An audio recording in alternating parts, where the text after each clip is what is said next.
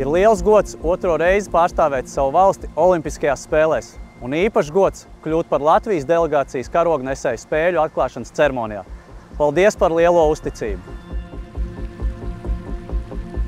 Olimpiskās spēles ir sportistu augstākais mērķis – Olimpa kalns un pati lielākā starptautiskā skatuve, uz kuras ir svarīgi apliecināt Latvijas varēšanu gan visai pasaulē, gan pašiem sev. Parādīt, ka esam izcili sportisti un spēcīgas personības. Ar savu sniegumu un rezultātiem darīt lepnus mūsu tuviniekus un visus atbalstītājus, kā arī iedvesmot jauniešus pievērsties sportam un augt par īstiem cīnītājiem.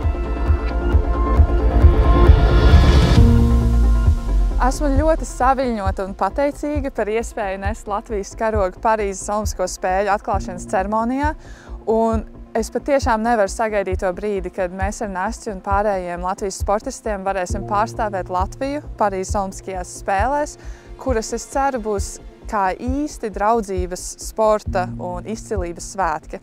Es zinu, ka mēs sportisti izdarīsim visu maksimālo, kas vien iespējams, lai sasniegtu savus labākos rezultātus. Un es arī zinu, ka jūs, līdzjūtēji un mūsu atbalstītāji, gan Parīzē, gan šeit Latvijā, darīsiet visu, kas jūsu spēkos, lai mums palīdzētu. Tāpēc liels paldies jums!